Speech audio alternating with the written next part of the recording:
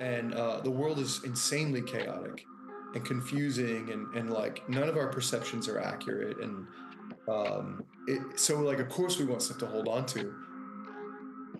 If this practice that we're doing, relateful arts or relational arts, whatever you want to call it, like is doing what I hope it is, it's continuously removing those guardrails and being like, there's actually nowhere to rest. You have to continuously be in the moment inquiry with yourself and the world in the moment. The container is now open. Jordan Myska Allen, 3 names, 1 man, a conversation you'll remember for the rest of your life.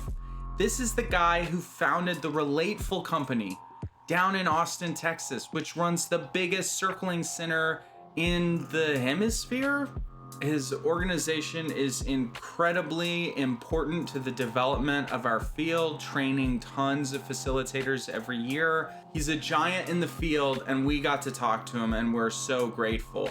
But the funny thing is, when you sit down to talk to Jordan, it immediately feels like you're speaking to a friend. You can really experience directly the fruits of his practice. And this conversation that we caught on wax that we share with you today, it goes deep. We talk everything from the minutia of the practice to the principles of what we're doing to why we do any of this in the first place. And then we go on to like the mystical horizons of what you can experience when you sit down and look at another person in the eyes for an extended period of time. It's an amazing hour and a half. We even begin the whole thing just by questioning and deconstructing the idea of dropping in. But overall, it's the question of why we do this that kind of connects everything together. Whether you've been circling for decades or you are entirely new to the practice, this conversation has a lot to share about spiritual development and mindfulness, and also it just demonstrates a mind with a passion for questioning and for exploring interesting topics. It's just an absolute delight to be able to share with you. But before we leap into this far out beautiful conversation, we would like to take a moment to thank our patrons. They went to patreon.com/thecontainer and they made that commitment. They put their money where their mouth is. They said, we're gonna give small monthly donations because not just because it feels good or because it gives us access to bonus content, although of course it does do that, but because it's the right thing to do. And again, it's because of our patrons that we're able to put this together for you and share content like this. Thank you so, so very much. And now it's time for the Container's conversation with Jordan Myska Allen. What does it mean to drop in, and what's different about the non-dropped in space? Wow, already facilitating a great discussion here, Jordan. This is a question that I'm excited to hear Jonathan's answer because I have been tracking the way that Jonathan responds to this question over the course of our whoa, relationship. Yeah, that's true. So, I like to think of dropping in. I think this is a good one. I used to think it was about getting into some kind of meditative state, but I think it's actually more of a mind wipe where it sort of feels like you just walked out of the mist, like you have no history, and it's just you were created to be in this moment, and that's the way that it is. And I think that's what dropping in is. And I think that can happen, a lot of different ways. One way is just co-regulating or like chit-chatting a little bit does it, but yeah, I think that's what dropping in is, maybe. What do y'all think? I think it's a paradox because it's like there's something kind of experientially obvious about changing your state, where you're like thinking about work or responding to emails or logistics, and then suddenly you're like with someone or you're with yourself. And so there's clearly some sort of demarcation. And yet the idea that you have to do anything to be present is itself kind of hypocritical or oxymoronic. Like you're already aware of what's happening, and that's always here. So it's kind of like what are we going into and what are we going out of? Like these are these weird fake distinctions. Mm. So I just kind of like, I don't know, I don't have answers. I just like playing at the edge of that and noticing like, wait, and yeah, even at the beginning of an event, being like, okay, so supposedly we're going to be going from one thing to another, but like, what is that? And like, what is that transition? What's that boundary? What's real about it? What's not? And then the act of doing that already has us, basically straddling that paradox, Mm. which we probably feel right now. Where like, I asked that question and you're, everyone's playing. So would you say that's like a strategy you often use to get the ball rolling is to start playing or like try to like more move into engagement rather than like dropping in? Yeah, the strategy is to use whatever is here already and take that as the whatever. So whatever it is, if it's I want to start something, I want to give an example of some teaching piece. Like it's the strategy is like what's already right here and right now, and so it ends up in this moment being, well, the thing that's here and now is that we're trying to do some sort of transition. So you end up with a lot of these like weird kind of meta looping things. I'm noticing that the question, what is here right now, is what's happening as I ask that question to myself, and while as I hear you ask it, is it has me focusing on this experience, or this like sensation I'm having that's like near the surface of my skin, like just below the surface of my and specifically like my arms and the tops of my legs, that feels like this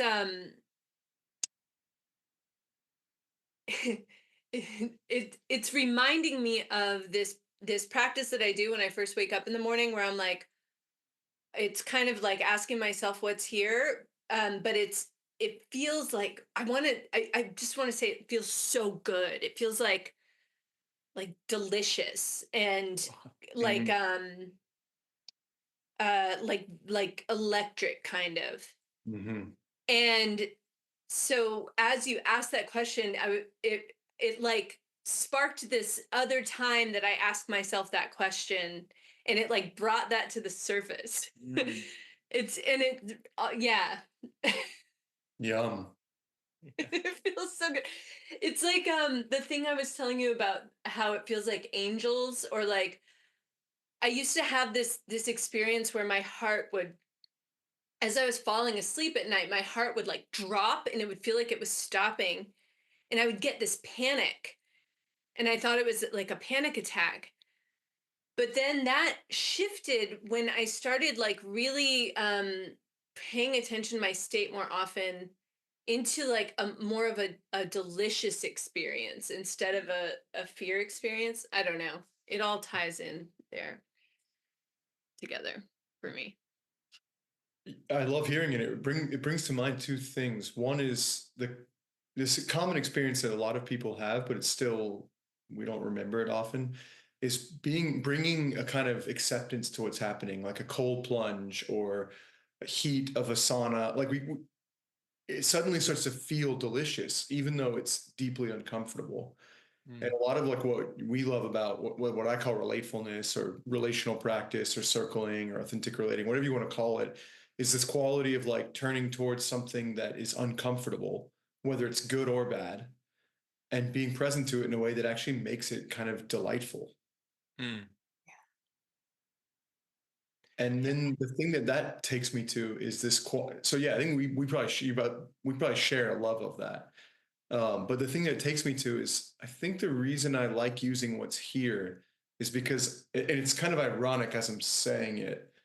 I'm recognizing the irony, but I like using what's here because there's this kind of habitual way that most of us go around thinking that somehow we or the moment is not enough.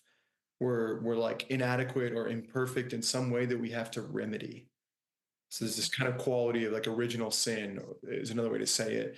And so I've got to do something. I've got to drop in, or I've got to train, or I've got to, generate something that isn't already here. And so there's, in a way, I'm just practicing the habit of saying over and over, like, this is what we've got. And there's no question of whether it's enough or not, because that's kind of a bonkers frame in the first place. Like this simply is what is. Hmm. Yeah, that reminds me of that phrase "welcome everything" that so many people in this discipline use as an agreement. It kind of connects to Circling Europe's concept of surrender too, and those that idea of being welcoming to the moment, and sort of being accepting of the moment, and deciding, okay, this is going to be enough for us. This is like our prima materia, and there's plenty here. Um, it makes makes me it offers a realization, I think, which is that when we talk about the relational arts, which is like kind of our phrase we'd probably use, or like relatefulness, or any of these like relating modalities, at first you think, oh, it's relating because like we're in a relationship together, people are relating. But it's actually this much more profound, like how we relate. Relation is the fundamental reality of incarnate beings, and like that is so deep. It's like, whoa, we can practice it on an interpersonal level, but actually all of my cells and the atoms inside the cells, is relation is what existence is built out of. And so that it gets really cosmic really fast when we start thinking about like just this dropping in, just like, okay, let's accept the moment right now. We're already getting relational, and like bringing our attention to our relation to like time and space. Hell yeah, well said. I can riff on that forever because I think it's just it really there's something fundamental about relating that is the nature of experience, or at least like the in this seeming realm of duality or something. Um, and I am shying away from it for two reasons. One is like I want to make sure that I want to hear from both of you. Actually, three reasons. I want to, for the listeners, like try to ground into very specific things. If people are like, "Well, what the like? Come on, like, how does this help me when I'm like in a fight with my girlfriend or something?" And then last, I want to mention that I think the welcome everything principle, in my view, is self-defeating in a way that you can use it as an inquiry into like into things, but it ends up being I haven't found it be super useful actually. Hmm. And what I mean by self-defeating is like welcome everything usually doesn't include at its best it's like it ends up being self-contradictory. Welcome everything including not welcoming things. I want to welcome my boundaries, my no, my limits, that I'm doing this practice and not that practice.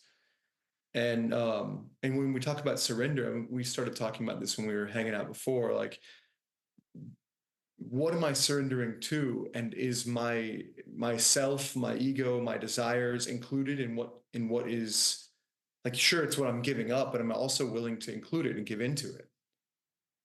And so these kind of paradoxes get obscured, I think, with a catchphrase like welcome everything. It's like it's just there's not you can't actually make that an answer. Mm. What happens when somebody's like, yeah, I'm violent, I want to hit this person in the face. Do you welcome that? No. Mostly not. So not everything is welcome. So let's be honest. There's a ton of stuff that's not welcome when I'm leading a space. Way more stuff is not welcome than is welcome. Yeah. Mm.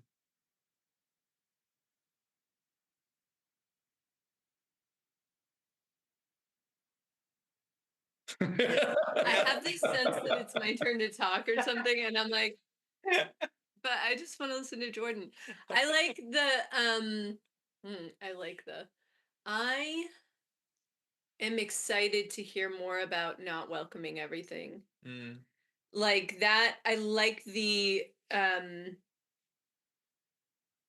concept of that. And I'm wondering, I guess where my mind is going is um what are guiding principles for practicing the art or whatever it is that we practice? Like what are some, if not that, then what? And I guess like also there's this pushback on the not welcoming everything that I want to play around with, which Awesome. is, are are we taking literally like welcoming everything including violence, or are we welcoming the named desire to commit violence, or like Right. the impulse, the sharing of one's like uh desire, impulse, versus welcoming the actual behavior.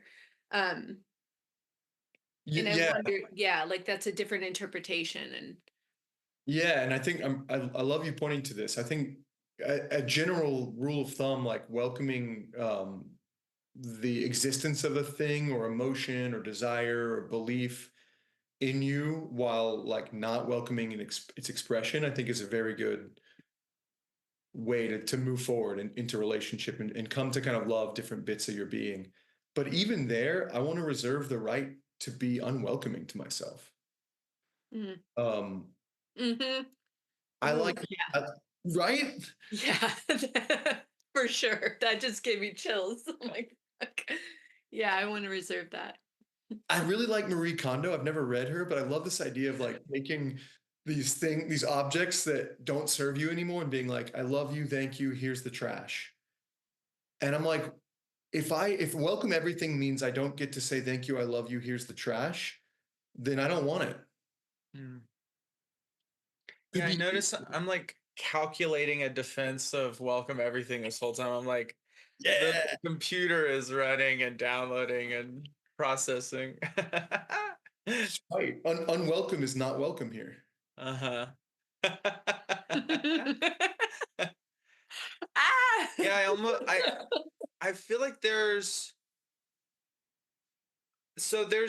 I think the level you're talking about it, I agree with you that welcome everything is like so many of the agreements and really a lot of the stuff that passes for like any kind of encapsulation of what we're doing. It's typically like kind of, I think they call that a deepity, where to the degree it's true, it's not profound. To the degree it's profound, it isn't true. It's like we're not actually welcoming everything on like some level. But then I think there's actually a um there is like the like the ground of my being that can be totally open to every single possible thing that could happen. There's like a releasing of attachment that can happen that's just like, okay, and now this, and now this, and now this, and sort of yeah, it's like, again, it gets kind of cosmic, but I think that there really is a training that we're like creating a proxy of in a modality like circling, where we're creating like, okay, this is the interpersonal level where we're working with that principle, and then it like slowly shakes down in our being to where like, can the seed of my soul actually be okay with any horror that might befall me? Can it actually just release needing to control? And yeah, I don't know. I in that way, I think welcome everything is a real glimmer of something. Yeah, I mean, anything can be a useful boat to cross the river using that metaphor. And so use it while it's helpful and let it go when it's gone. My favorite boats or pointers are ones that are a little self-aware about that. And so, like, back to your question earlier of, so how do you orient? I try to orient using truth and love, and where those intertwine are the same thing. Ooh. And they're kind of sufficiently like abstract that the bar, you can kind of keep raising the bar. And I actually want that and like that. I'm like, we should continuously aim for more truth love or love truth. And whenever we think we've found it, we're probably not quite there yet.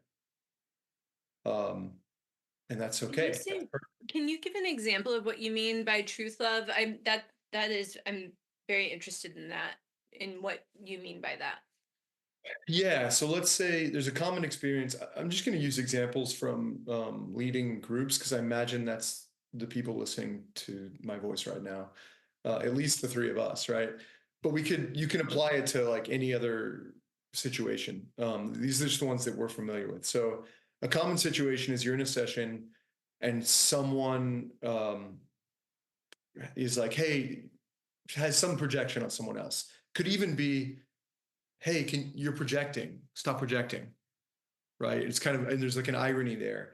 And so like that's true. It's a true statement. It's honest in a very simple sense of the word. And yet like we know, if you're like, well, what's a little bit more true? Like is there's that you want something and that you're not getting and you're trying to communicate that. And so if you can kind of go a little deeper, you're going to find like a deeper or more true truth.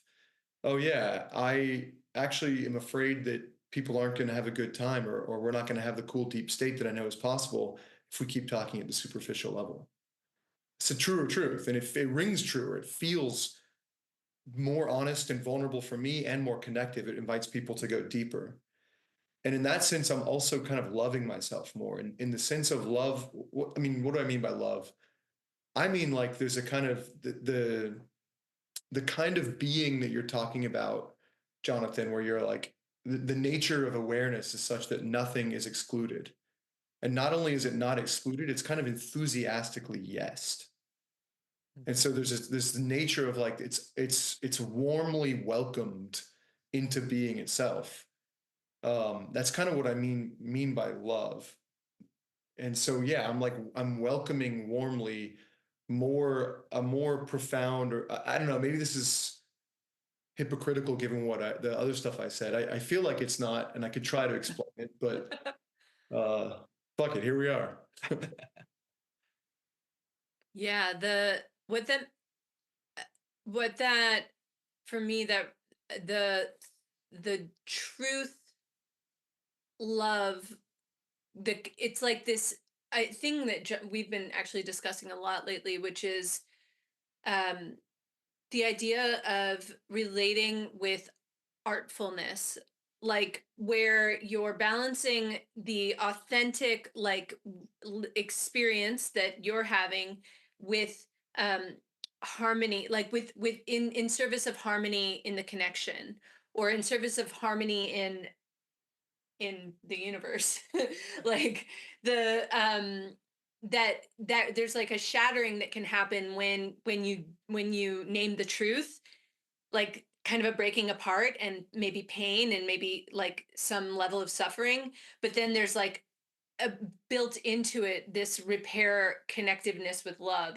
Like that's what comes up for me when I hear, yeah. Yeah. Yeah, I mean, the thing that's coming to me so far in the discussion is I'm like, so, I mean, we're human. We want stuff to hold on to. And the world is insanely chaotic and confusing, and like none of our perceptions are accurate. And so like, of course, we want stuff to hold on to. If this practice that we're doing, relateful arts or relational arts, whatever you want to call it, like, is doing what I hope it is, it's continuously removing those guardrails and being like, there's actually nowhere to rest. You have to continuously be in the moment inquiry with yourself and the world in the moment. And so, an example of this, a friend of mine was telling a story about he's like a very successful business person.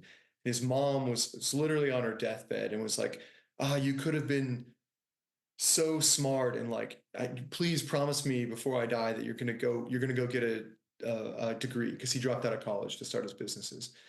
And he was like, "I'm not gonna do it," and that was true.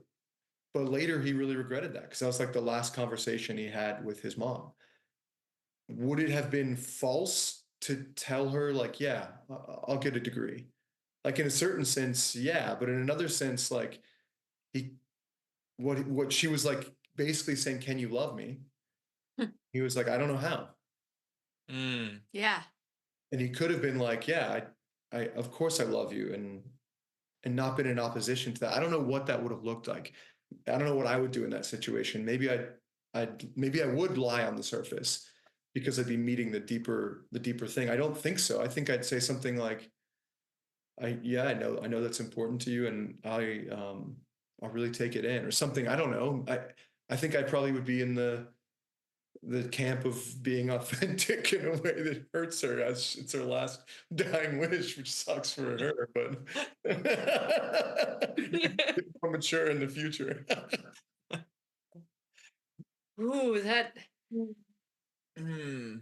I really love that story because it highlights the ultimate stakes, or it gives this like really perfect like trolley problem about authenticity, and or like I might frame it authenticity and harmony, or like, yeah, truth or love, where um yeah, it's like you really have to the you got to put your money where your mouth is. Like, do you lie or do you break her heart?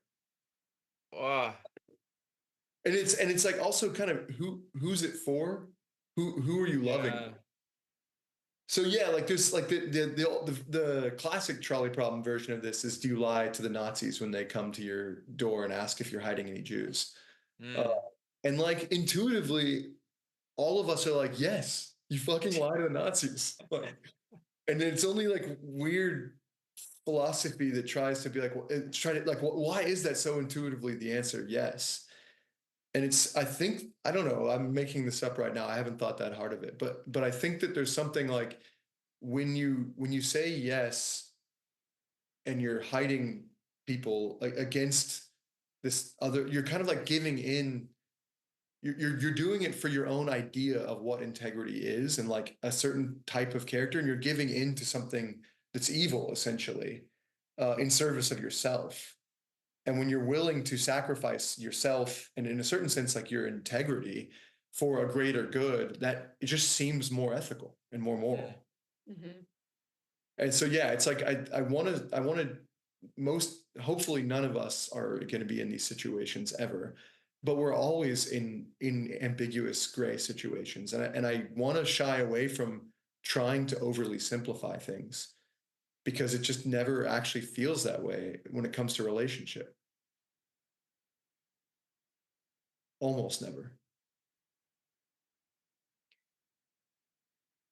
In what you say, I'm really resonating with this, the watery element of relationship that makes it so powerful a place for practice, is that it never is that certain, and there's like such a wealth of considerations to take in, that the balance is always shifting in such a way that there's always the next move to make. It's like always in flux, and that is, um as an object of meditation, and as a like, and as a field of practice, it's, you couldn't ask for more reps, and it's just like, it's Exactly.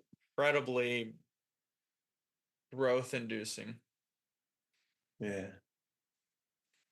Although, even saying that, I'm noticing I have like this like inherited, or kind of um uninterrogated assumption that it's about growth. We're like improving, we're getting better. And as someone who I think what I receive out of you establishing this term like relatefulness and just talking to you, you have so much unique mapping of this space. I wonder if you see grounding that's not maybe it is in personal development or growth. Like what is the ground of the practice? What's the aim or the what are we going towards with this?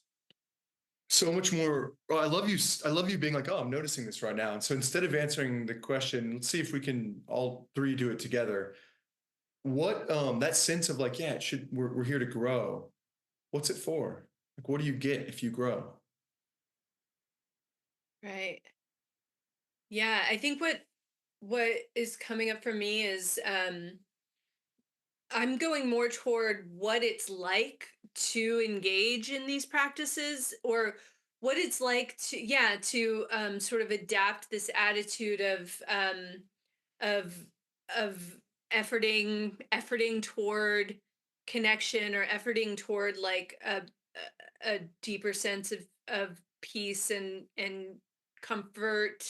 um that's what's coming up for me, like uh I think rather than thinking of like, what am I doing this for? I think of like, where am I in relation to where I was? It's like a more of a, Mm. like I'm floating along, bobbing along in the stream, and this place that I'm in the stream right now is like this compared to what that was, or I don't know. I just have this sense of what like more a more concrete thing that came up for me is that um when I practice certain things, like I'll practice owning my experience, for example, right? Like, okay, I'm having this really big emotion and I'm owning that that is mine, it's coming up in me. And then I'll notice that even if I'm really practicing this for days and weeks on end, that my mind is trying to find the exception to the rule. My mind Mm. is trying to like find how it's not true. Like, when is it that I actually don't, that it's actually somebody else's fault and I'm the victim in this? So Ooh, what did you come up with any answers? no, I mean, I'm still, it's an ongoing inquiry, Jordan. Like, maybe one day, the one time it's gonna maybe it is the Nazis at the door. Like, I don't know, like that, maybe that is like, there's this like wider version where it's like, yeah, I've compromised my integrity in a way for this greater good or something, but in my more kind of uh, singular or solitary journey, it's not, I haven't found an example of when my experience is actually someone else's fault, and that's hard for me to admit. Right? I'm laughing, but there's like a part of me that's like gonna cry a little bit. It's Oh, upsetting. right. Because it's just like you're like, please, for God's sake, can I get a rest and just blame someone for something? Yeah, it's relentless, right? Like, I think you said that a minute ago, like that it doesn't stop. No. I mean, you're totally free to blame whoever. I love that. Mm. Ooh, yeah, that reminds me of like the what does it feel like to be blamed? Like, what does it feel like? Like, I feel blamed. Mm. What is that? What is Yeah. that felt sense of I feel blamed? Justice, anger, Yeah, righteousness. Yeah. everyone's out to get me. I mean, yeah, like, so yeah, I mean, I do really, it's ironic in some ways that I started this by being like, yeah, really that welcome everything principle, it just doesn't, I don't know, it's really untrustworthy because in my lived experience, my practice is often like, how do I first at least say yes to this? Yeah. Um, is there some way I can allow it? I mean, it's already here, really. So I'm like learning how do I align with, how do I get out of the way of the nature of the universe that's already here? And it's like, yeah, so like I'm already acting like a victim. What's true about that? At least relatively. I mean, there's a lot of stuff that's completely out of your control. You guys, how was the hurricane? Did it impact y'all? No. Just heavy rain, Yeah. nothing. Yeah. Yeah, we Yeah. were further north, so it didn't get us too much. Right. So yeah, I mean, there's things like that like we literally act of God, you know, like even in your insurance policy, it's like it really isn't in your control. So you are a victim of that.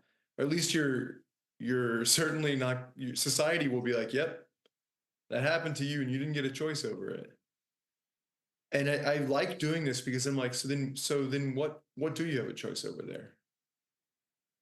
Yeah. Mm-hmm. Or some really terrible shit that happened to you when you were a kid, or some normal shit that happened to you when you were a kid. We've all got that, right? We've all got both. You don't have a choice over your past. Mm-mm. What do you have a choice over? I don't know. I mean, I my answer is like I have a choice over what I do with now and how I make sense of it.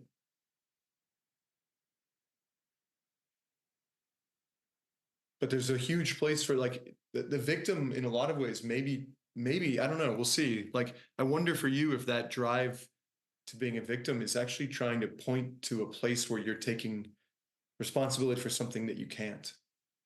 Mm. Ooh, that's very well observed, Jordan.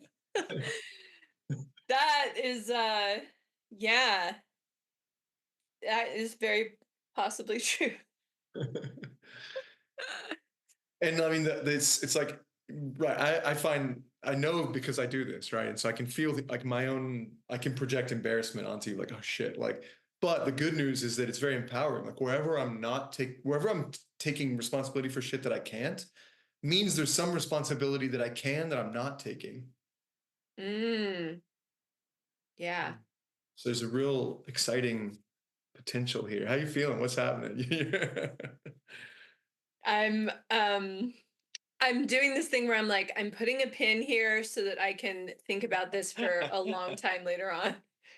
Because um yeah, I think a very like something that I've recognized in myself is that like a sort of a pattern of behavior for me is attempting to take care of everything, like whether people want me to or not. Like I've just assigned like that's my job now, and I Yeah. haven't asked if it's okay or if like anybody wants that from me. It's holding it all together for everyone all the time is um and so I think it's very possible that I am taking responsibility for things that I can't, is how you said it, right?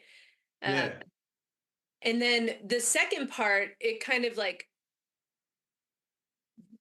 confused me a little, which is also an indication that I need to really kind of zoom in. Um, that if I'm taking responsibility for something that I can't, then there is stuff that I'm not taking responsibility for that I can. Yeah. So here's an example that comes up for me. Like I'm Hmm. especially, it doesn't, yeah. So let's say I'm leading a space and something that I can't take responsibility for is whether or not people like it and have a good time and get something valuable out of it, get some insight. Um, I often try to take responsibility for that. Hmm. And it's basically a fool's errand always. Almost universally, when I let that go and let myself show up more honestly, like that's when the insight comes in beautiful classic irony. um what I'm not taking responsibility for usually there is like the stakes for me. So I'm like trying to control things and like give an insight, make something happen out there, rather than being like, oh shit, you know what's happening for me is I feel like my reputation is at stake here. Yeah. Or like I'm worried I'm not going to be able to pay my staff if I don't impress everyone and get them to sign up for Level Up.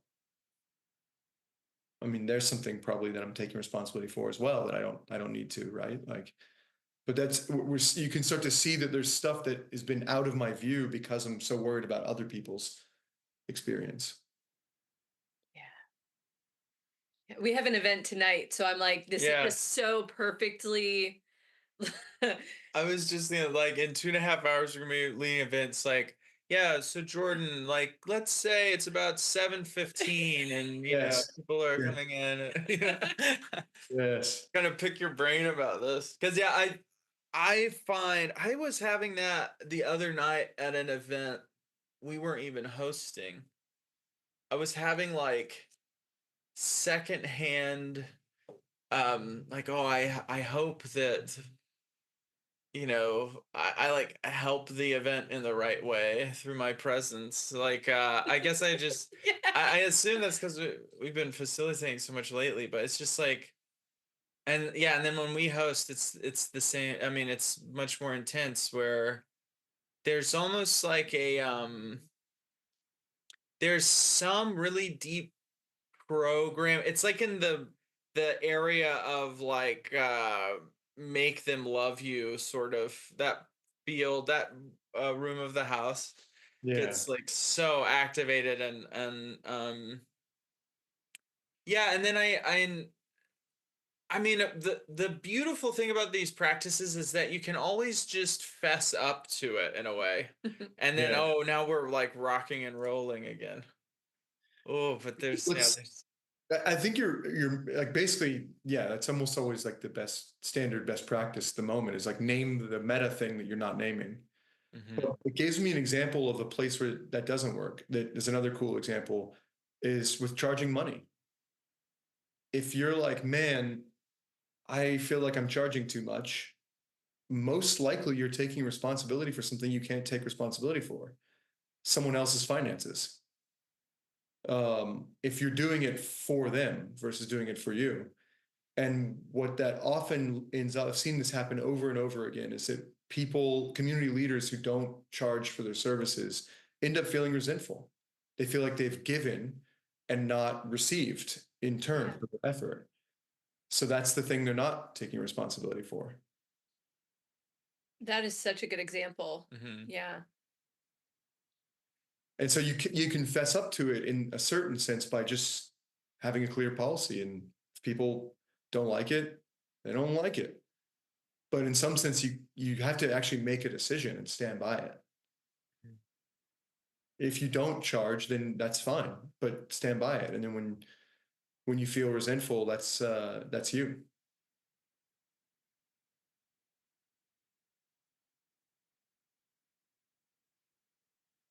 Man, yeah, it's so interesting. The responsibility comes down to like what choices you can see that you have power over making, like what toggles are actually within your reach.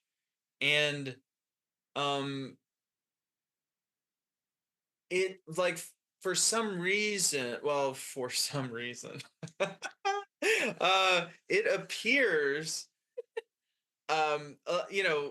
it often appears that we have toggles places that we don't, and yeah, we're like fiddling with those toggles often inside of other people's hearts. We think we have the toggle even Yeah. there.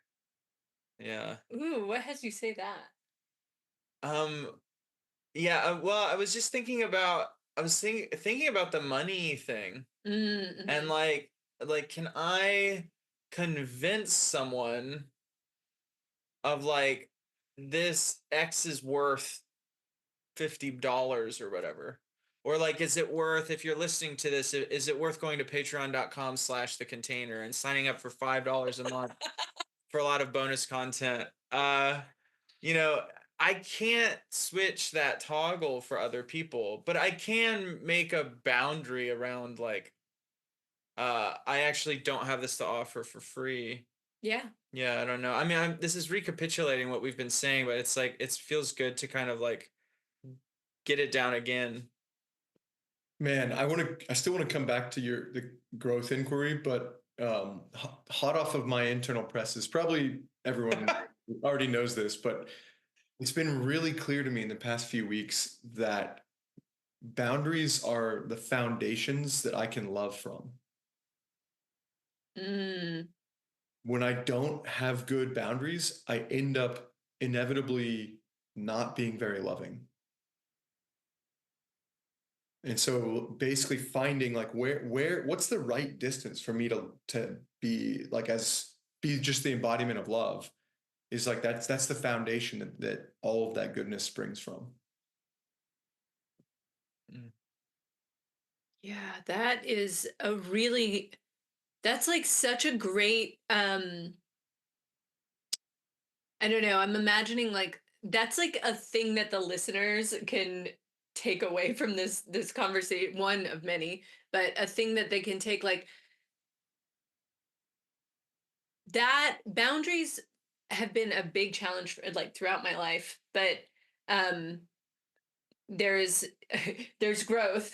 So like we can circle it back to growth. I feel like through learning circling and authentic relating and these things that I, especially actually in relationship to my children, like boundaries with relationship to my children and thinking about how well I'm able to access my love for them is in direct proportion to how Yes. where my boundary is. Yeah. Like that is because I have a 14-year-old and a 4-year-old, and the boundaries are very different with each.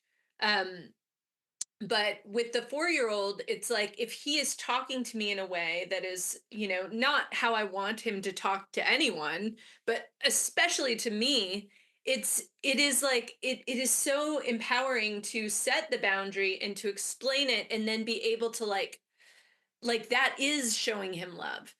Yeah. um wow, that is Mm. powerful. I love that. I love that. Right. Because so often we think of boundaries as the stop to connection, but it's actually, I think, the exact opposite. It's the place of connection Yeah. or the ground of connection. Yeah, I'm noticing there's like there's this art to setting boundaries and knowing how to negotiate your own boundaries, and then also an art to receiving boundaries and to hearing the, Mm. like, when you're receiving other people's boundaries, not making stories about what their boundaries are, but making wild um yeah, fairy tales about what their boundaries are. But when you're actually receiving their boundaries, it's like it's a code and kind of like a covenant, really, that allows for that really profound love. There's something like biblical in that, or like, there's this way that law and love have a really complicated relationship, but that they really give you some traction to love someone else around when you know where not to go and you know how to honor that covenant with someone else. Yeah, that also revives my appreciation for NVC, and particularly the request portion of NVC, like the request being what the boundary is, because I think I go in and out of my appreciation for the practice of NVC. For And sure. lately I've been on this side of like, well, I'm busy owning my experience, so if I'm owning my experience, do I really need to make the request? Which of course ties back to the am I taking too much responsibility um for things I don't need to be responsible for? But in making the request, the utility of the request is stating the boundary. Um, Mm. You're also kind of like, I like thinking of it. I don't know. I don't know. I think NVC, when practiced well, is beautiful, and it's just practiced poorly most of the time. right. That's my assessment. But like, ideally, you're asking for something as a way of seeking information. And so a key factor is like if somebody's like no, that you're like thank you, Right. right? Because you're like cool, like I now know I can't get what I was looking for here. Easier said than done, especially if it's someone that you're like your kid that you're just deeply, deeply love and are going to be intertwined with forever. I have a 3-year-old and a 1-year-old. I think we talked about it before, so we could go on to parenting forever. Yeah. So okay, so Jonathan, what are you growing for?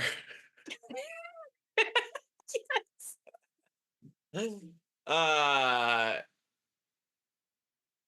yeah. I'm really appreciating you really kept the pin for that. Like you noted it and held it. Um Ex- yeah, so I I think I can track in me. I notice this thing where I'll often say like, "Ooh, I need to learn more about that." Um, that is like a really pernicious experience I have, which on the one hand, like leads to learning a lot of things. But the reason I call it pernicious is that I also have this sense, and I've tagged this before, that it's like it's also kind of like a "you're not enough" statement. Yes. Yes. And I think that I see an echo in my spiritual development where there's like um I want to do X, or like I go on these adventures, and it's like how much of it is from a place of just the call to adventure, and how much of it is also sort of this subtle thing of like, well, I don't have enough spiritual attainment yet.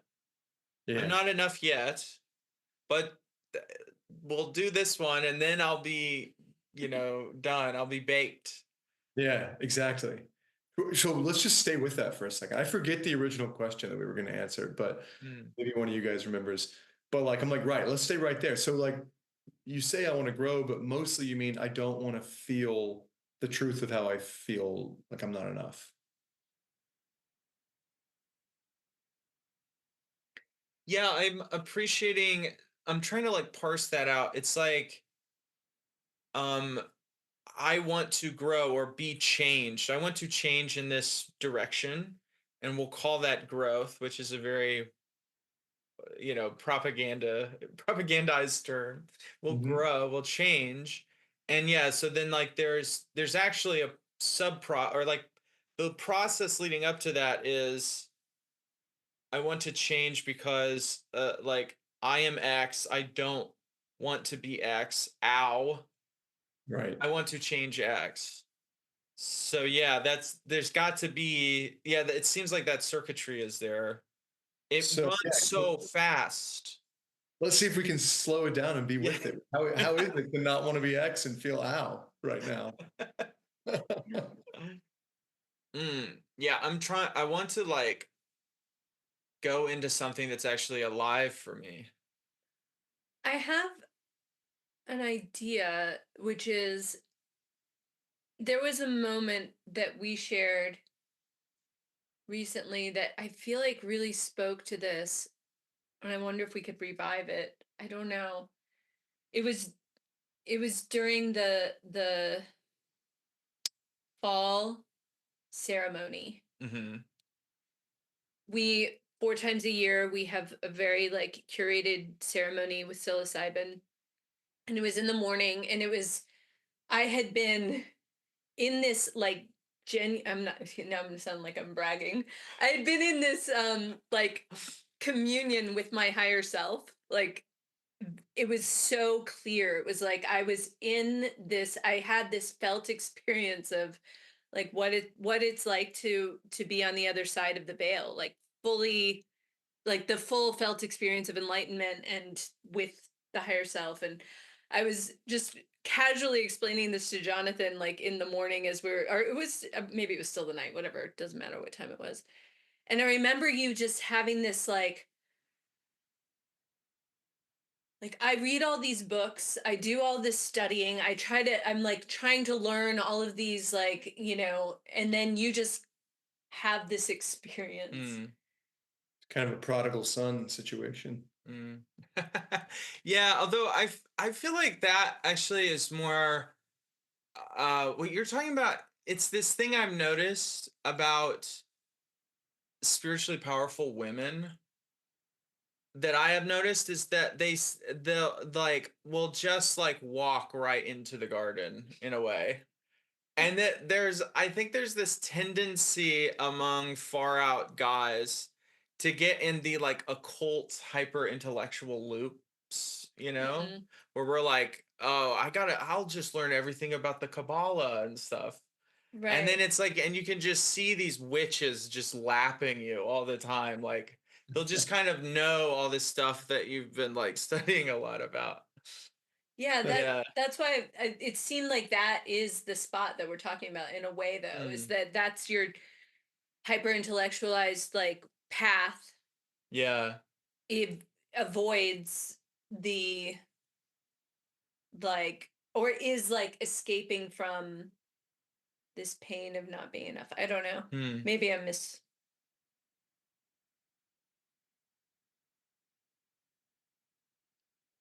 Yeah, I'm want to honor what you're bringing up by, yeah, I'm If trying it's to find not, my way into it. Yeah, I don't know. I'm like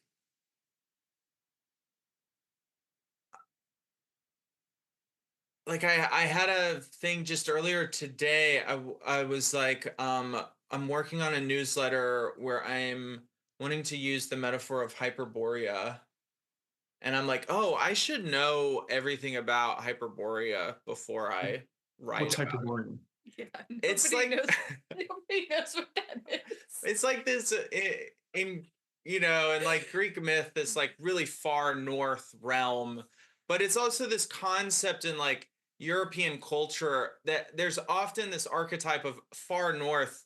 The rules don't apply. It's like magical. There are giants and fairies. So I'm like, I want to know all about the poetry and art and stuff connected to Hyperborea before I do this. And it's like, it's an excitement. There's an inducement by excitement, but also there's this like, why can't I just share what I know now about it? Yeah. I Yeah. don't know. Why? What I mean, like this. I'm asking a genuine. One of my favorite things to do is like ask questions that are like not intended to be questions as genuine questions. So I'm like, yeah, that's interesting. Why can't you share it right now? I'm assuming there's a good reason, Hmm. at least in you. I'm not endorsing it as good from the outside. I feel like if I as the words that come up for me, the story I have is something like, if people knew that I didn't know everything about it, they wouldn't accept me or something. It Right. wouldn't be acceptable to talk about it unless I knew everything about everything. I mean, if I need to be well read in it. Hmm. I mean, first of off, like as a fellow intellectual bro, Oh yeah. I love reading. I love studying. And I just know that feeling. I know that I feel that I send out a weekly newsletter as well, and um, I often try to signal humility because I don't. Partially because I think it's healthy and good, and partially as I'm saying it right now, realizing some is like to stave off of that. Like, don't judge me, don't critique me too hard. Like, see, I'm just putting my opinion out here. I'm not supposed to be an expert, Hmm. so I can totally relate. And then I wonder, like, how is that true? Like, let's vet it first. Like, there's some aspect to which like you have that habit because you probably experienced something like that before. You probably got made fun of or critiqued, or you saw someone else get critiqued.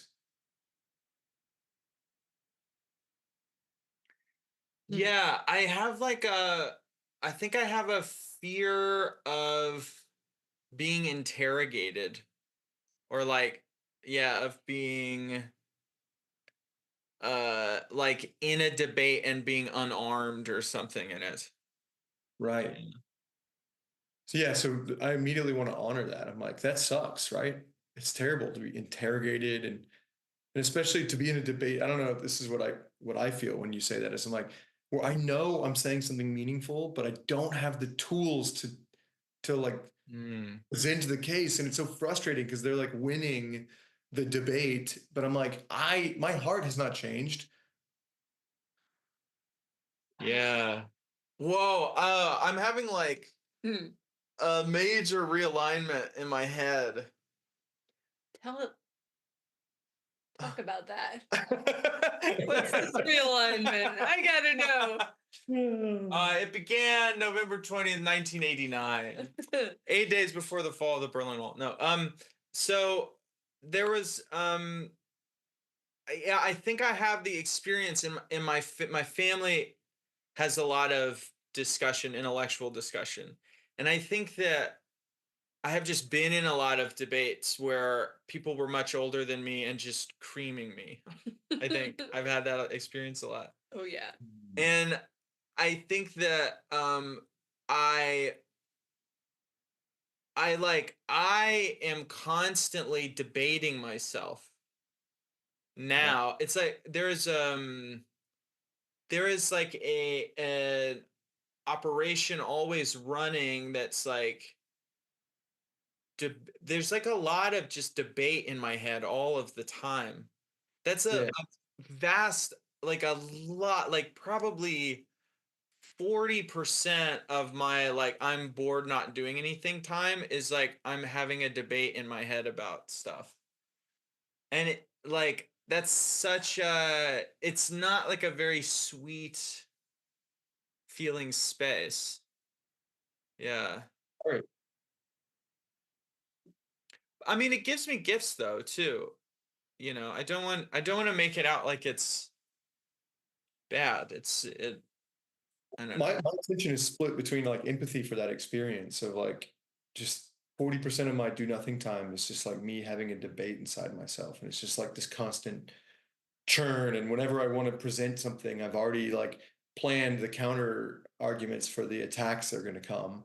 I can't just say what's on my heart or my mind because I've got to be prepared. There's a kind of intellectual vigilance that's like intense. So I can feel the empathy for that. And then the other place that's surprising is when you talk, I start to feel like the empathy for those other people, like um, the older adults that are creaming you. I'm like, man, it must suck to be them, to be like so insecure that they have to like cream a young dude to feel intellectually superior. Like, Hmm. damn.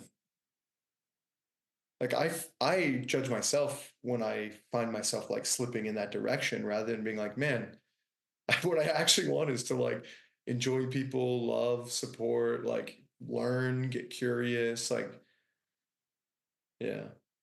Hmm.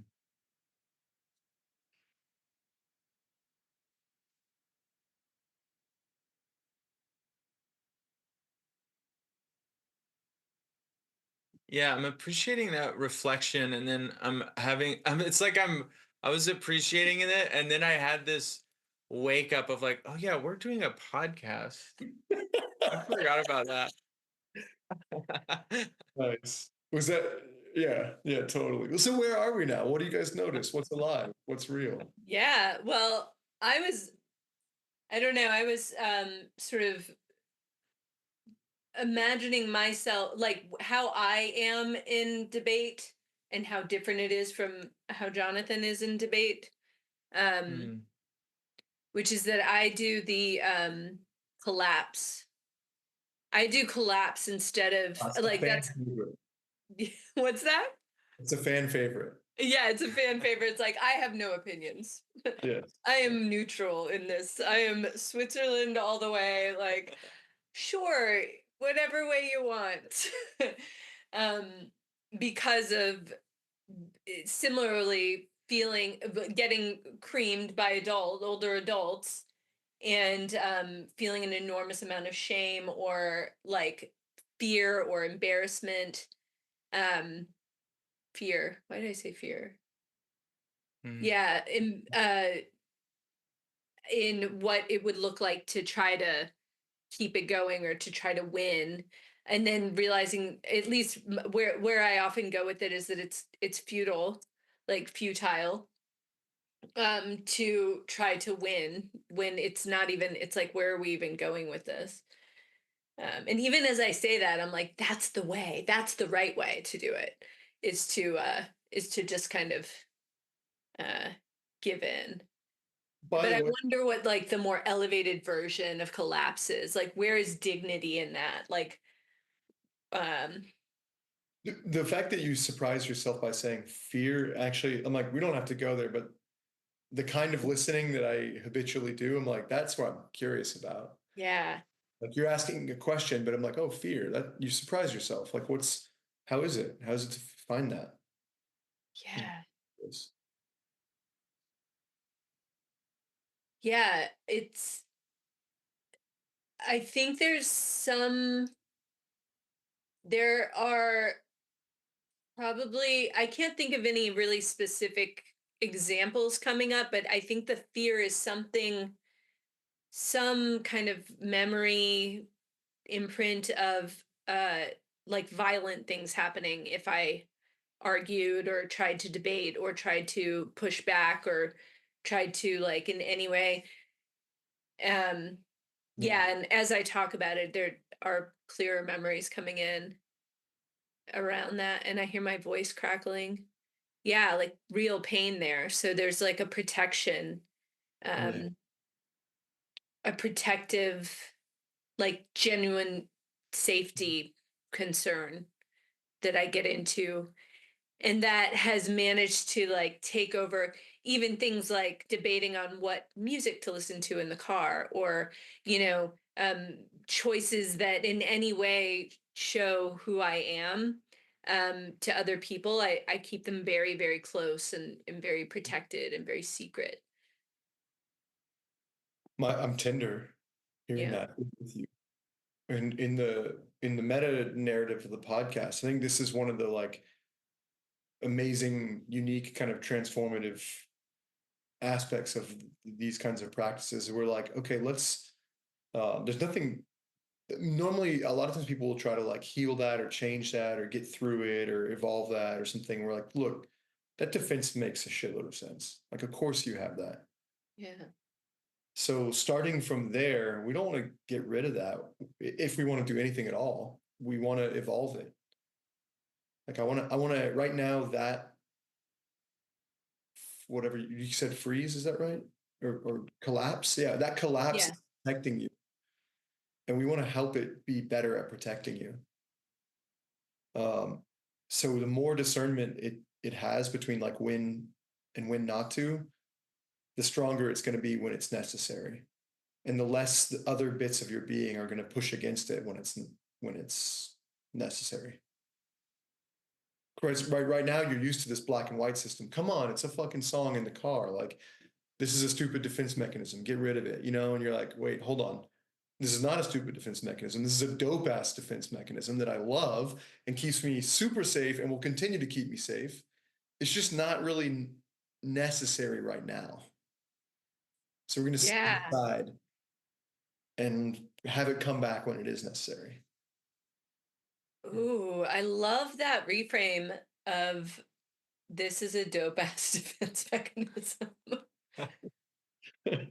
Because I have been using the other strategy of like, come on, this is ridiculous. Just choose something and then I'll do it and then it won't go well. And then I'm like, see, that's why. You know, Exactly. now I have more proof to my path to keep my Mm. yeah. Mm. Right. But it ends up being brittle. And Yes. right. And so that's where we're evolving. It's going to be so much better at defending you when it's flexible and agile. Yeah. It's living, essentially. You're going to empower your defenses. Right? Because sometimes shit happens, you need to defend yourself. I mean, this is another thing I think is a common mistake. People think, oh, we're here to be vulnerable. And no, we're here to be honest. And sometimes it doesn't feel good to be vulnerable. Sometimes even in a particular relationship that's been super great in a particular moment, it's not safe anymore for whatever reason. Yeah. So better to know that than not or pretend or force it.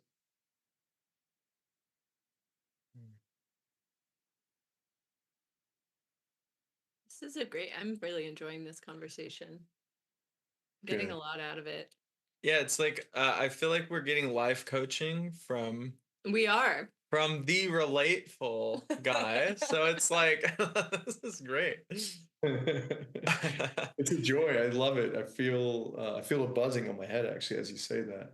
Mm, And yeah, I love it. I feel a kind of freedom actually being with you guys. Like I am one thing that maybe is not obvious. Well, there's no way it could be obvious without me saying it right now. Is that I'm actually like kind of like checking for permission the whole time and like reading y'all's signals.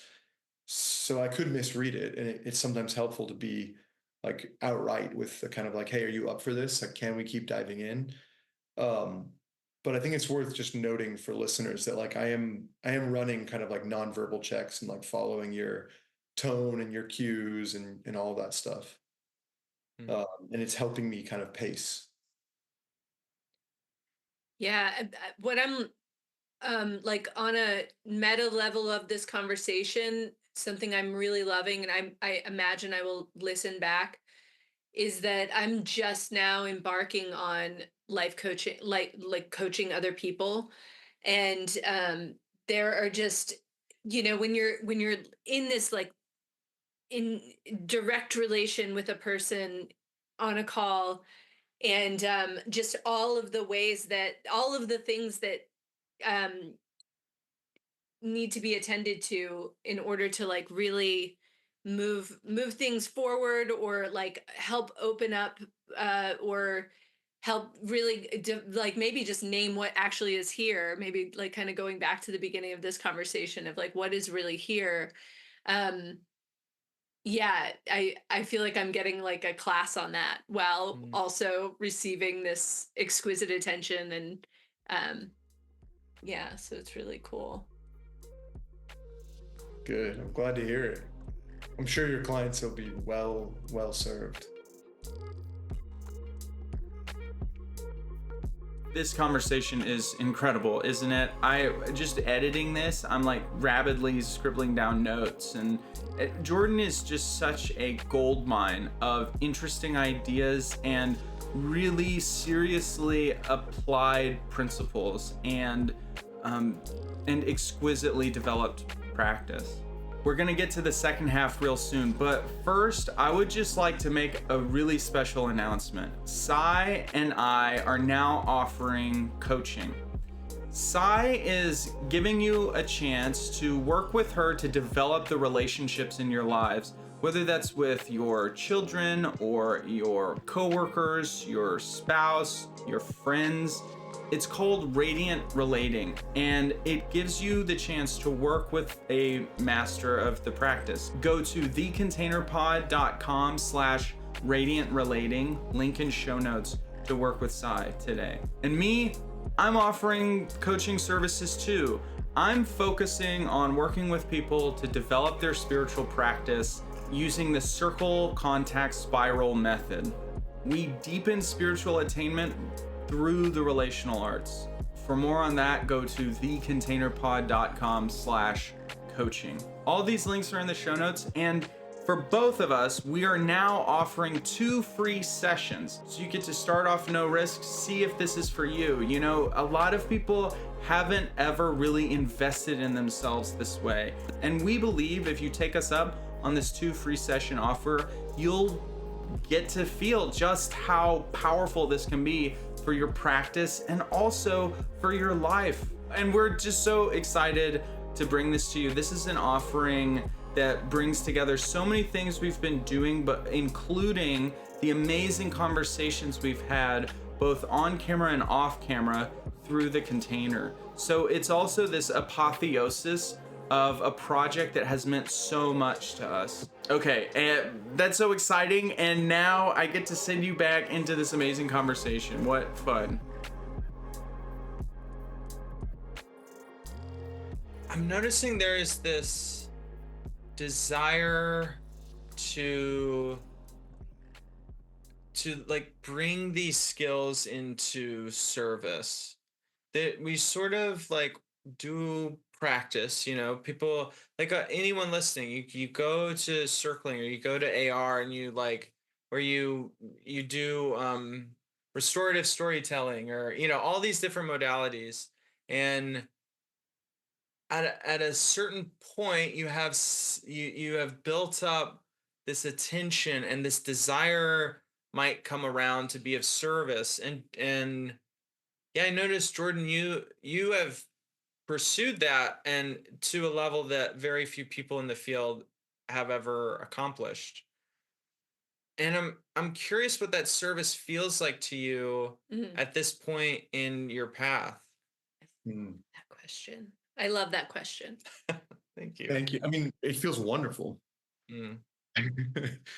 Keep going. Can you ask more? I'm trying to tune into what you're asking. I mean, I appreciate it. I really appreciate that. And it really does feels good to be reflected, and it feels wonderful to serve that way. Hmm. I can kind of riff a little on that, and then you guys direct me where your heart is, where you're loving. There's something, for whatever reason, like my unique calling in this body mind moment system that I'm in has been to kind of stay with like one foot in the mainstream and one foot in whatever the hell else we are do mystical or relateful or whatever it is. It feels really, really important to me, and it's really driven the way I've even building the company, the Relateful Company. You know, we've talked about, like, should we be a nonprofit? Should we be something else? And what we decided is that there's a for the economic system we're in, there's actually a really beautiful feedback loop. We're always open to reinvestigate this, but it's kind of there's a beautiful feedback loop on how much do people value this relative to other things in their lives, and can we make sure that the value is in accordance in such a way that we can do this full time. And if not, then maybe we should be adding value elsewhere, because we're in this kind of relationship with society and with the mainstream. So in a way, it feels kind of like a meta orientation of staying in relationship. And I have no judgment of somebody who's not, who wants to create a kind of inner temple or go meditate in a cave for decades, or whatever. I mean, they're pushing other frontiers that'll often pay off centuries down the line or something. But yeah, I just found myself called in that direction, and it feels really, really good. Like, my wife is not interested in these practices really. Some of my family, like my sister lives next door, and she's, you know, they're very supportive. They've shown up when we opened the studio in Austin 5 years ago. They're there at the party taking pictures. They really show up. Um, they're part of my community, but they're not part of the Relateful community in a certain sense. And in another sense, they are. Like, they're reading the emails and they're giving me advice when I'm wondering about something, and or maybe business advice. So there's something where I'm just like, it just feels more, it feels like true to me, and it also feels more true in general. Like, if somebody wants to make a distinguishment between practitioners and non-practitioners, I prefer something like civilians rather than like muggles. And because I'm like, we're not actually better or more special. In some ways, we're like taking on more hits, like a soldier. You know, we're on a front line, trying to figure out like what's useful so that people can just live wonderful, good lives. And I think there's something that, now that we're talking about it, it really relates to like, what's it for? Yeah. And the like, I love to grow. I really love to grow. I think it's wonderful, and I love learning and expanding. Um, and the same way, there's a kind of growthism that's the equivalent of materialism. Like, I'm gonna, like you said, I'll take this program and I'll finally have the thing that I'm looking for in the now. And actually, like, it might just be here right now. And I noticed when my wife and I traveled to Thailand, I think, right before COVID, I led some events in Asia, and it was a wonderful trip. And I was like, I don't like this any more than I like being at home and having dinner with her in Austin. And that felt like the greatest possible success. And that's what I want for my children. I want them to go on adventures and do crazy stuff, but I want their day-to-day life, to waking up and hanging out with us and going to school and watching TV to be like just as meaningful and purposeful and rewarding and full of life and love and healthy challenges as some crazy adventure across the world. Like that will be success for me with them. And I want that for everyone. It's this the in a way it's the classic kind of it's the classic thing, right? Like your peace is within, not without. So there's nothing out there, something I can get or accomplish, whether it's a status symbol or a character symbol. Like my character is such that I now have these skills. Like that, it's more kind of spiritual materialism is what like Trungpa called it, right? So like I've acquired more ego, and all that does is get in the way of my being present and in love with the moment. That's so beautiful. That I was meditating in the sauna today. Okay. And I prompted myself to like think of a moment that a recent moment where there was, where I was like really feeling that deep sense of connectedness to life and there's so many choices, but the one that came to mind was just sitting at the dinner table with the kids and the 4-year-old saying, "So, let's talk about love and what we're going to do tomorrow and like life and stuff." And I was like, this is why we do it, people. Like, this is what it's for, right here. Like, Yeah. this sitting at, our like wobbly dinner table in Charlottesville, Virginia on a Monday night or whatever. Um, just that is what we do. I mean, Mm. God. Ah, Kids are so beautiful at expressing this. I mean, this is another kind of fun coaching technique. Is a lot of times people will treat themselves in ways they would never treat a child, or especially their own children. Um, but yeah, like I'm so excited for what my kids will become, and I'm not rushing them to get there. I would hate that. I don't want to rush it because I miss out on those moments and that cuteness and the creativity and the all the every stage has its own like weird challenges and gifts. And so I'm never like, man, this 4-year-old is broken because they're not a 6-year-old yet, or they're not in yeah. college. Like, bonkers. They're definitely less capable. And I am excited. And so I try to use the same relationship with myself. Like, yeah, like I love this moment. I love what I'm in. I love what I'm encountering. I'm not broken because I haven't achieved that next capacity or goal. And I look forward to it when and if I do. That's part of the moment. That's part of the joy of being is setting goals and attaining them and celebrating and taking time to be like, yeah, that was fucking awesome. We did it. Or I did it. Mm. That adds in a lot of sweetness back into the relationship with self around growth. Yeah. Yeah, and in some ways, I want to. I don't want to overdo the kind of naturalistic metaphors, but like there is, I think, a nature. I think there's a force of transcendence that is as natural in the universe as gravity, and like it's kind of in some ways it's kind of obvious. Like this moment is fully included and then transcended in the next moment, and the entire universe says yes to what came before and then does something new. Like Yeah. in some ways, it's kind of obvious. This is like the nature of the reality we inhabit. We call it time or whatever, but like Or in if some you're ways, Jonathan, you call it the cosmic orgasm. Yeah. I like to call it eros. Yeah, because there's like this creative impulse, this Yeah. evolutionary impulse, the cosmic orgasm. I love that. There you go. Right. And there's some sense in which like we can't not grow, and that's another thing I like. I like to remind myself like it's not that I'm seeking some better thing out there. It's like because it's up to me and I'm going to control it. I mean, that's kind of insane. I'm so, even from a very conventional standpoint, I'm like so small and powerless compared to like the world, the material world, much less the kind of infinite world of being and space and etc. So yeah, I'm like, right.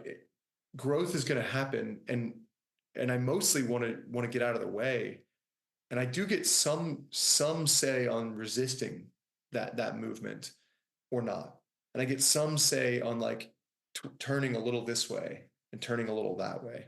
And so that's, and in fact, like this is what, when I the coaching course, that the Relateful coaching course, this is the metaphor we use. Is like often what you learn in being relateful is like to follow the stream, and a lot of times coaching is like, we're going to paddle, we're going to do this, we're going to do that, like in traditional sense. And gratefully the coaching industry is evolving and getting more nuanced. But what we're teaching is like, how do you, if you just let the current take you, you'll often end up in little eddies. And so if you just surrender, you can be super narcissistic, you can be super shadowy, and just chalk it up to your surrender. So what you want is to like have a little bit of help, like paddling into the current every once in a while. That's it. So there's some effort, there's some directionality, some nudging that we're here to do, and this is what good facilitatorship does as well. And mostly, it's do nothing until there's something to be done, and then paddle a little bit, and then let go. Mm. So really, Yeah, I mean, I'm gonna be taking that into. I was just into tonight, into our Yeah. flow. Well, before we let you go, I want to give you a moment to tell the good people where they can find you, and where they can honor your boundary of requesting money for services. Yes.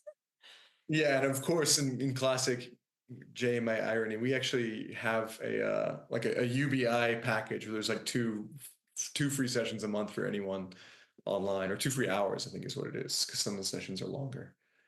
Um, so awesome. yeah, you go to relateful.com. That's all the good stuff. You'll find the Austin studio. You'll find sessions online.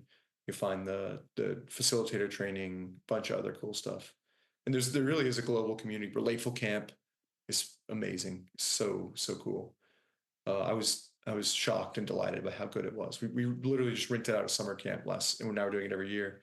Um, and just did a week of kind of unconference, conference, transformational festival, all baked into one. Super fun. And That sounds fun.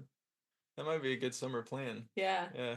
Well, and I know we're really wanting to make it to Austin sometime. That's like kind of a 2025 goal for sure. Yeah, if you love circling, get yourself to Austin, they say. That's right. Yeah. Yeah. And that's I like to take some credit for that. Yeah. Before we go, I have a little time, and I wanted to make sure, when we chatted beforehand, you guys wanted to get into like mysticism and kind of off the edge of the map or something.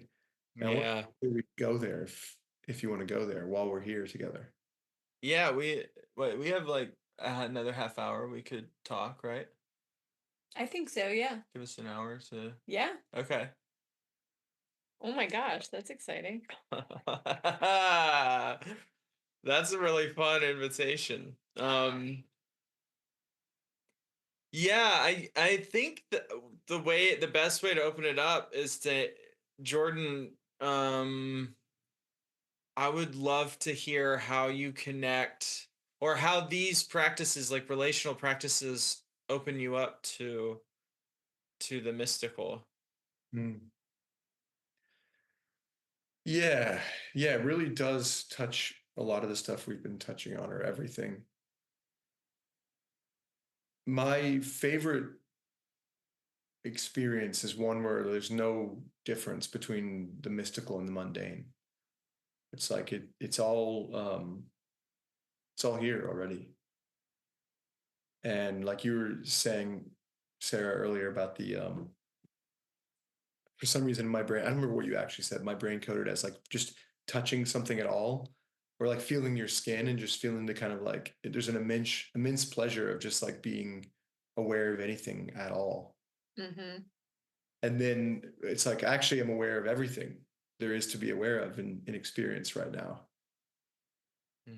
So in some ways, like what relatefulness has done for me is bring like my meditative spiritual practice, stuff I was reading about or getting on the cushion. And it just like reminds me that it's always right here, right now. There's never a time that it's not. So you can read it like some people, whoever, Locke Kelly or who are some of the other people that talk about there's like a mini glimpses. There's different versions of like mystical paths, right? Some of them are like you should meditate every day for X hours, and some are like you just continuously bring your attention back to the reality of um, being right here, right now. That's all there is. Whenever you think of it, do it, and then when it goes away, and then do it again because there's nothing that can be lost, nothing that can be threatened. And so relatefulness for me was basically over and over again, kind of in a way like hitting myself on the head with that because I can do that relationally. Like, what's it like to be here with y'all? What's it like to see your hand motion? All of that. And there's like an infinite inquiry of every single moment, and nothing can be happening. It's infinitely potent. And so there's this kind of infinity that just like bursts into experience.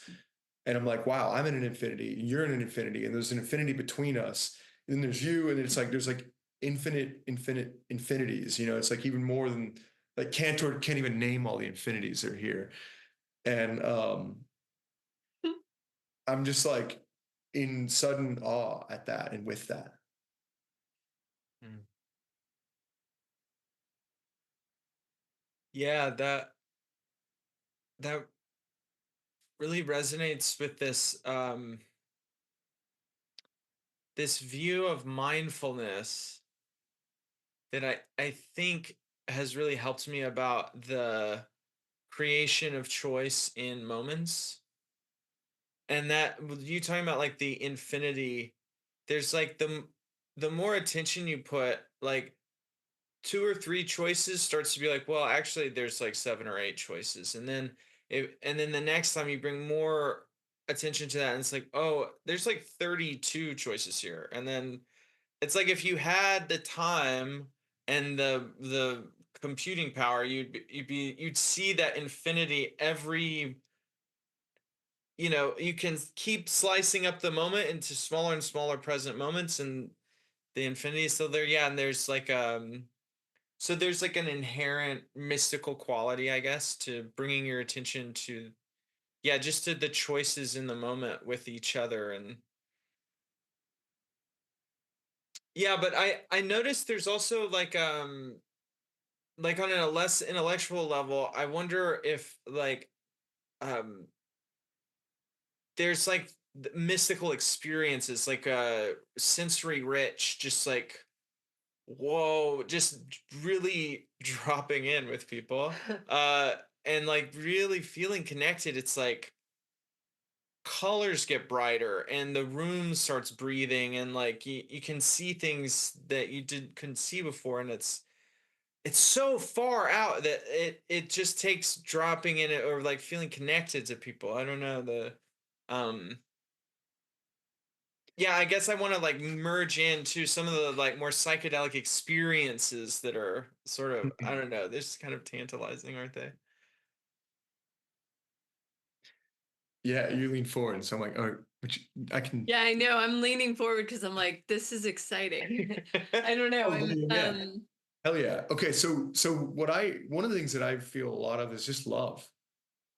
Like being in a relational space, like which just really opens my heart. And I mean, I've practiced empathizing with people.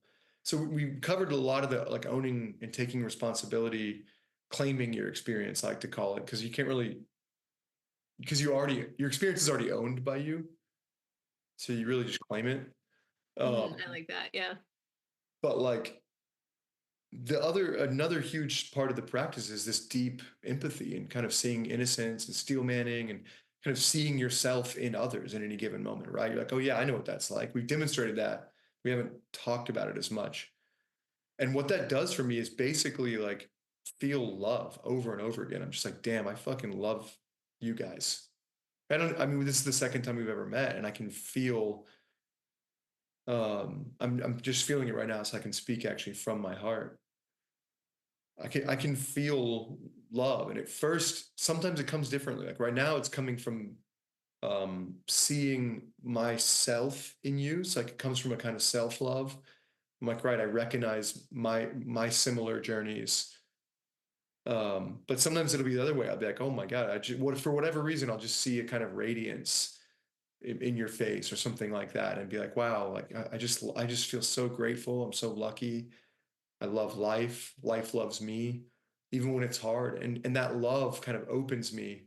And that's a very psychedelic experience. I actually basically never do psychedelics. And my understanding is that like my experience, my day-to-day experience is essentially the same as being on drugs for most people. And that's because of the practice of being present with people and being empathetic and being clear on what's happening for me and opening more and more to like opening the doors to perception, to quote uh our antepasados. What is the word I'm looking for? Forefathers. That was weird. What uh I'm wondering your experience with, so you're speaking to empathy, and like what I'm imagining you're talking about is like imagining yourself in someone else's uh experience or maybe emotional or feeling state.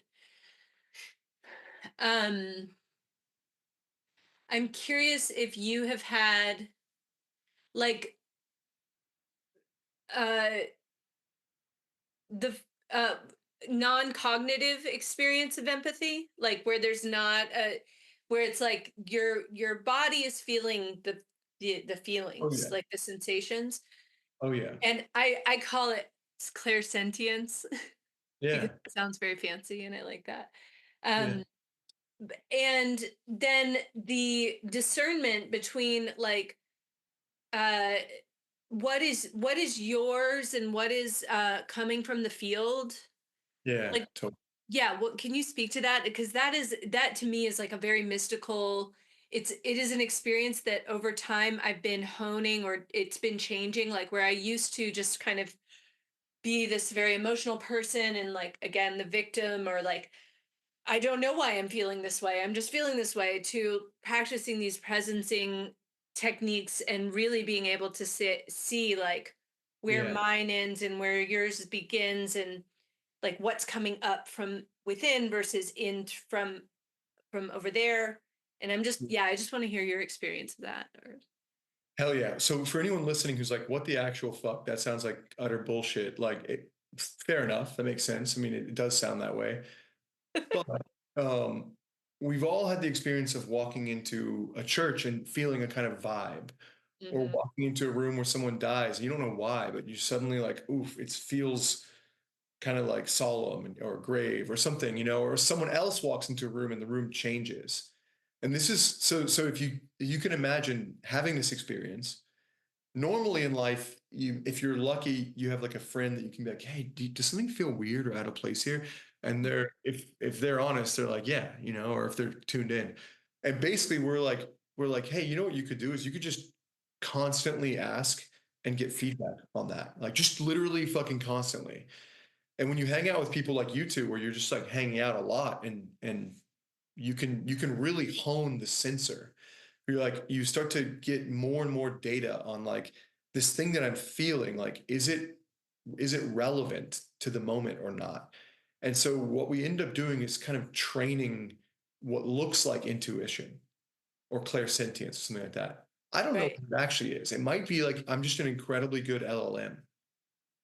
I don't really care, like in a certain sense, like that. Someone should figure that out maybe one day. I don't know, but what I know for sure is that like when you continuously practice, like okay, I feel something, and let me check. Like I feel weird in my belly. Does anyone else feel weird in their belly? Like, and you just keep, and then you're like, okay, well that worked and that didn't, and you get better and better intuitively about like what, or just experientially. Let's just throw out intuitive.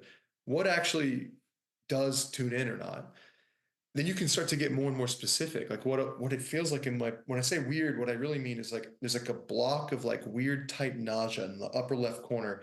And like what over whatever, I've done this 15 years basically. Like what happens is that I've gotten, and you've seen this, and I've seen other people do this, like incredibly good at this like wild, detailed, like embodied empathy or clairsentience, for lack of a better term.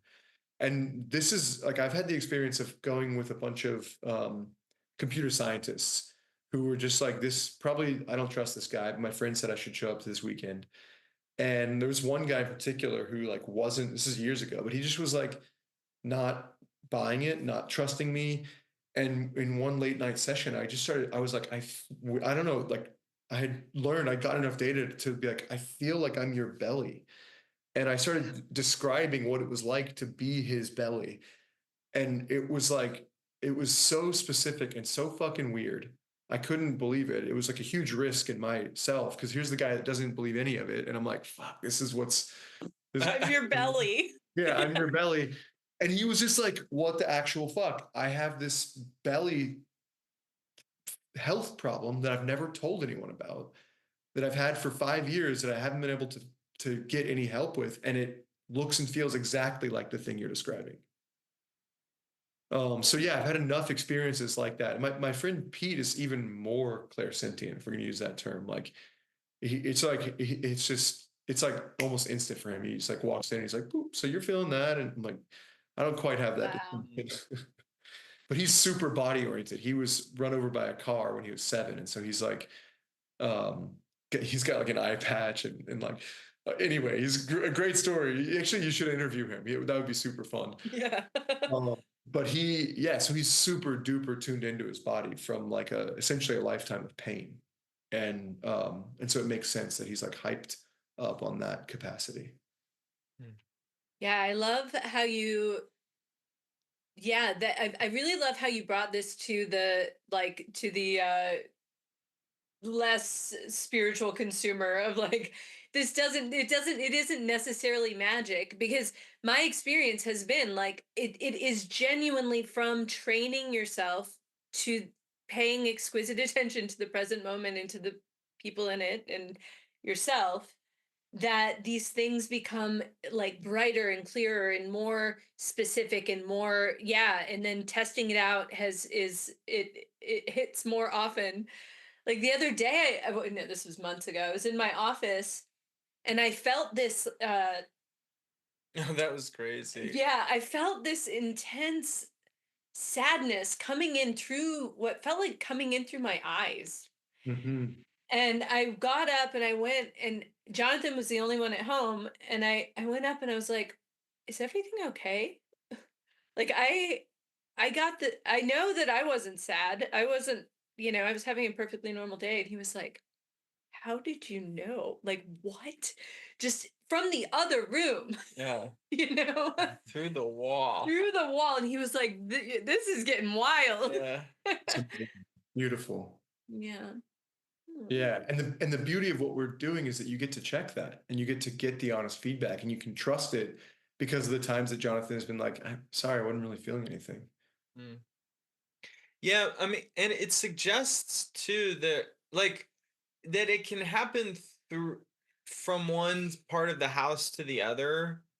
Suggests to me that there's some, it seems pretty spooky to me that it's about more than just like uh processing micro expressions, which I think those help. It's like I heard a Totally. psychic once say that like cold reading is always like the way we debunk psychics, and they're like cold reading is just, like smart reading. Like if if someone runs into your psychic shop and they're crying and they're wearing a wedding dress, you can probably cold read that, they're they were left at the altar. Like it's, so there's like a level of micro feature reading that you just get so intuitively good at, or like, yeah, just like masterful at, that you don't really have to think about it.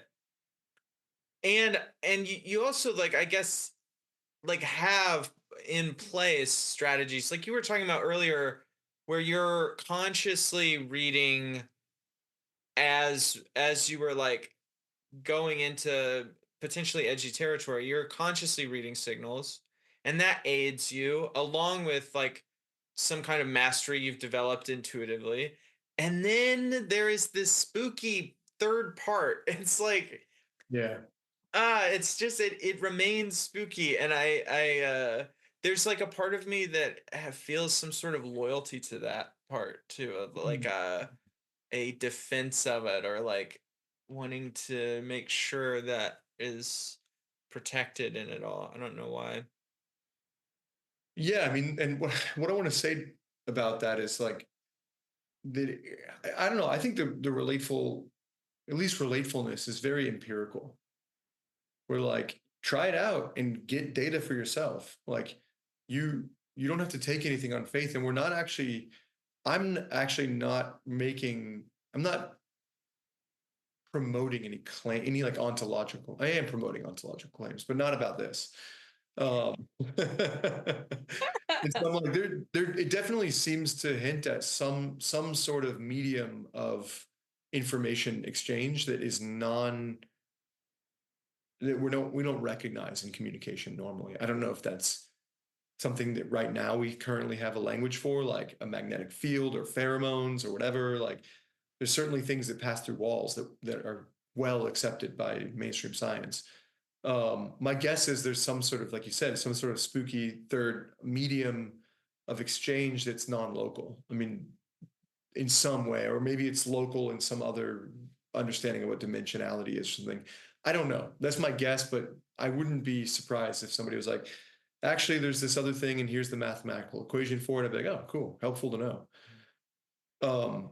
But the empirical bit is like there's like probably dozens of these things that y'all know and that I know where I'm like, okay, look, if you sit down in front of somebody and you stare into their eyes and you guys eye gaze, and every once in a while you say, I notice, and you name some shit that you notice, after probably 30 to 45 minutes, you're going to start seeing what faces shift across their face. It's going to look like trippy past life face thing. I don't know if you're seeing past lives or not. Like a lot of people think you are, but I know that like I've consistently had people report this experience where they're like, yep, I sat down with somebody, I stared in their eyes for 45 minutes straight, naming my experience in the moment without trying to get anywhere or do anything, just naming some shit. And sure enough, we both had this crazy face shifting thing happen. So like there's Yeah. all sorts of mystical things that we can just report. We're like, this is an empirical thing. Go try it out. Hmm. So yeah, I think I'd be curious if you guys have some that jump to mind, but I also wanted to come back to your earlier question of like, how do I what do I do with is this mine or not? Um, and I want to and I think this speaks to something. Another thing I want to speak to before we run out of time is something about the like when we say mystical, a lot of times what we mean is a kind of transcendence of the self concept. So the thing or person or role that I thought I was, I'm suddenly like faced with the reality that I'm not that. Maybe I'm more, maybe I'm less, but there's a sense of like the thing that I wrapped my I or my me around is not it. Something much greater usually than that. So yeah, even if I get rid of the identity, it usually opens me up into a greater mystery or sense of unknown. And like these practices don't automatically lead to that because we can use them to reify the self sense, especially when we kind of create them like rules. Like, okay, here's how I can do the thing that I know how to do, and I can follow the program that tells me how to interact. And like there's a place for that, and it's cool. And like often people need to learn with rules. Like I like learning scales in music so that I can then do some jazz, but mostly I use the scales, you know. Um, but yeah, basically, if you're kind of reflecting somebody's experience, for example, or your own, or owning your experience as a way to cement it, then you're not going to get these transcendent mystical experiences. Hmm. I've discovered I am angry, and I'm going to express it in the anger way, or something like, or oh, so you're blah blah blah. That tells me who you are. Like, not going to get there. If instead you use all of these as like shoehorns into the uncertainty or into the unknown, including being with other people and getting curious about what their experience is like. Then what's happening, like in that example, is like if I'm like, what's it like to be Jonathan in this moment? His knees up and like his arms are like this. I'm like, I'm stepping outside of myself. Yeah. And then like, and even when I then come back into myself and compare, I'm now stepping outside of that too. And so I'm building a self that's bigger than both of us and can hold both of us. Mm. This is why I love perspective yoga. Yeah, I'm really appreciating how um straightforward that model is really potent. It takes a lot of effort and understanding to have a simple model. So I'm really appreciating the simplicity of this. Good. Thank That you. it really is just like the more you focus on empathy, the more you simply have to transcend holding just yourself in your head at the same time. It's like necessarily you move into third position and beyond. Right. You just Exactly. have to. Yeah, I mean that takes me to like experiences that we've had, and it's funny that you just mentioned that it takes a lot of effort, but where we'll get into these like really psychedelic states, and then it'll end, and we'll be like, okay, let's reverse engineer exactly what happened so that we can try and do it again, and then we're like, okay, let's do it again, and there's been so many times that we've tried to do that, tried to catch it on tape, tried to record it, like and there's and it really does come down to this stepping out of yourself, being in this other position, this kind of just ahead of this. It's this moment, it's right here, but it's like um yeah, Yeah, like burning just a little bit the quick. what do you Yeah. call it, the cutting edge, the yeah, on the cutting edge of the present Yeah, moment. you can't if you're resting in something that you know already, you basically won't be in that transcendence. Mm. Yeah. Yeah. You just said in one sentence, but I swear we've spent dozens of hours trying Yeah, it seems so much less like, I mean, it just seems, yeah. we for a long time worked with this thing, strong style circling, which is basically the most ruthlessly present moment form of circling we can get, even down to having a third person who like rings the bell to like whip you into shape. And I would love to do it with like Zen master version where you just hit someone with a stick when they're getting out of present. Anyways, but in that modality, we had this thing happen a lot where intense eye contact would turn into I could see myself through the other person's eyes, like my vision would switch. And I Yeah. would just see through directly through my forehead and get like nauseous. but Yeah. it's that special ingredient that you just um uh like contained in a sentence where like if you're really on the present moment, you never settle into knowing. And after doing that a little bit, once you get comfortable, you really just let go.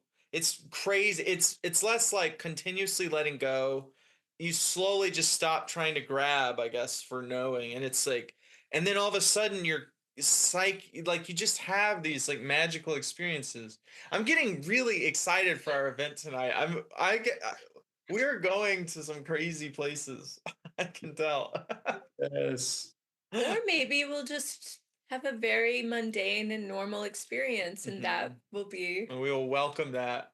That's the best. That's it. Yeah, to be totally and truly open. That's the real freedom. Like, Mhm. it's gonna be so good, even if it's just kind of a sweet, gentle, chill fest. Yeah. And of course, the irony is when you surrender into that, it's often like pretty wacky. So okay, so you can do this through the mind or through the body or through the heart or whatever, through different ways. But like for explaining, it's probably going to come out. I'll say the body version first. Like so we're talking about doing this like perspective yoga. I like that term with another person, and then so if you're in a group, one version of this that really can kind of help you transcend and see interconnection in these things is you're like operate under the assumption that there's some root that we're all in together, even if it looks completely and utterly distinct. Like you're feeling happy, she's feeling sad, he's feeling angry, like that guy's just off texting his girlfriend, like doesn't like, okay, well, what if, just for fun, what if we're all actually reacting to the same underlying stimuli? Mm. And so you can think and imagine, or you can kind of go into your body and like feel, there's often like clues already there, right? Um, and usually when I do this and like something clicks, you'll know, because like if you guys know, like if you try to speak for the whole group and it doesn't resonate, the group will often like, but Yes. usually when it clicks, like I can basically just speak for the whole group. I'm like, it seems like we're in this, and everyone's like, oh fuck, it does seem like we're in this. And there's a real self transcendence there that opens up that kind of like mystical joining. So you can kind of, you're like, okay, I practice this muscle with 2 people. Now let me do it with a group of 3. Now let me do it with 4. Now let me do it with 50. Now let me do it with the whole world. The whole world. Yeah. Because at a certain point, the numbers, you realize it's not about numbers. It's like Jonathan, you were saying earlier with the nature of relating to everything as relating. You're like, oh right, there's just like one process of like subjectivity relating with happening. Hmm. And or with itself, basically like stuff relating with itself as subjective stuff.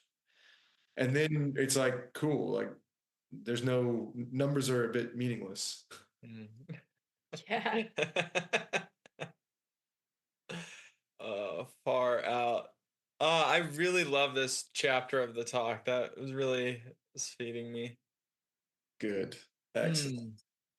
There's one more thing I want to add to this chapter, and then we'll wrap it up because I'm going to go pick up my daughter at daycare. I know you guys have to get ready for your event. Hmm. Um, we often, people, we talk about like, let's relate to what's here and now in the present moment. And I used to watch people like like, let's do noticing. It's a classic game, right? I notice what, and if people break it down, they're like, well, let's notice like let's say you're breaking down to just yourself.